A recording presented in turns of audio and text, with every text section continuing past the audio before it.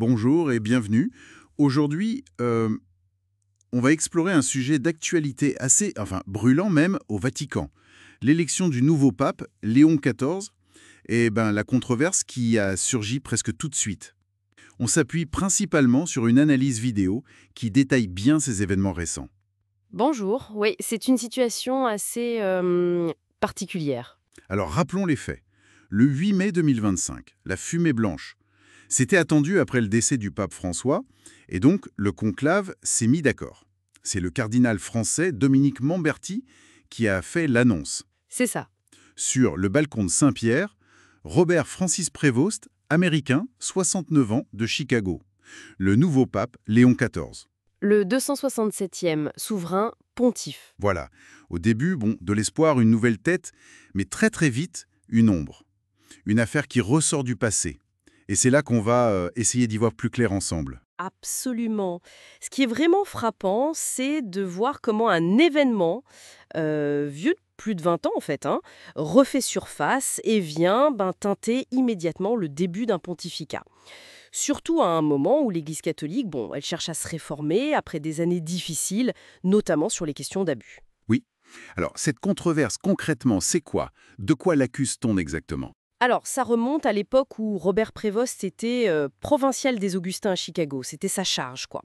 Il a pris ce poste en mars 1999 et d'après ce qui est ressorti, notamment dans Le Figaro, Mhm. en septembre 2000, il aurait autorisé l'hébergement d'un religieux, Alors ici, un religieux qui avait déjà été reconnu coupable d'abus sexuels sur mineurs. Et il aurait été hébergé dans un prieuré de sa province. attendez. Autoriser l'hébergement. Mais où ça précisément? La source le dit? Oui, et c'est le détail qui fait mal, si j'ose dire. Ce prieuré était situé juste à côté d'une école primaire. Ah oui, d'accord. Ça, c'est lourd. Très lourd. Surtout aujourd'hui avec le discours de tolérance zéro affiché par l'Église. On imagine le choc, oui. Tout à fait. D'ailleurs, la source précise bien que, face à la pression médiatique de l'époque, et puis les règles qui se durcissaient aux États-Unis, ce religieux a finalement été déplacé.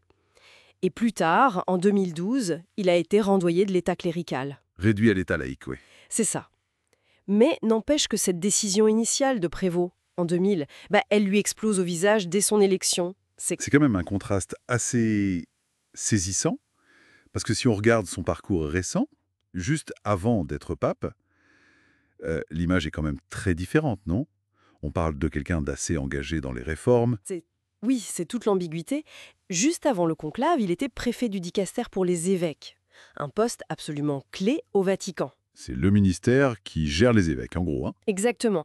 Nomination, supervision, et à ce poste-là, il a été chargé d'appliquer très activement les règles édictées par François. Je pense au motu proprio vocestis lux mundi. Ah oui, ce texte important qui vise justement à responsabiliser les évêques sur la gestion des abus. Précisément. Donc, il était en première ligne pour mettre en œuvre cette politique de fermeté voulue par son prédécesseur. Et ce n'est pas tout. Il a aussi participé activement aux travaux du synode sur la synodalité. Cette grande consultation lancée en 2021. Voilà, pour ouvrir l'Église, repenser la gouvernance. Donc, un profil de réformateur en quelque sorte. Donc, si je résume, on a un homme, sans doute choisi pour son expérience, son implication dans la réforme en cours, mais qui se retrouve rattrapé par une décision passée qui semble incarner tout ce que cette réforme combat. C'est bien ça le paradoxe. C'est exactement ça. C'est le cœur du problème. C'est comme une collision, en fait, entre deux époques de l'Église.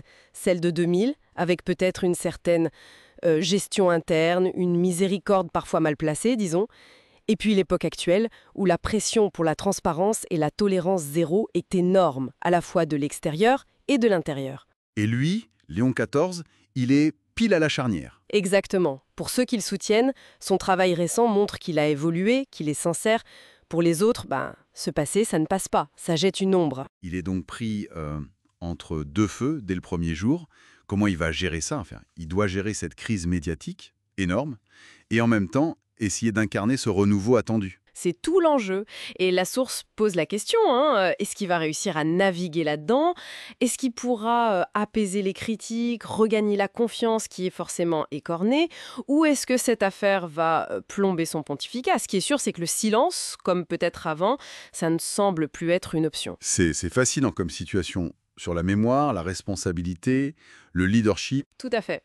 Ça met vraiment à l'épreuve la capacité d'une institution et de son chef à affronter son passé tout en regardant vers l'avenir. Et ça nous laisse avec une question, finalement, qui dépasse même l'Église catholique. Comment une figure d'autorité, quelle qu'elle soit, peut incarner un changement crédible quand des actes passés, même anciens, semblent en totale contradiction avec les principes de ce changement? C'est une question, oui, une question ouverte. Pas de réponse simple, c'est certain.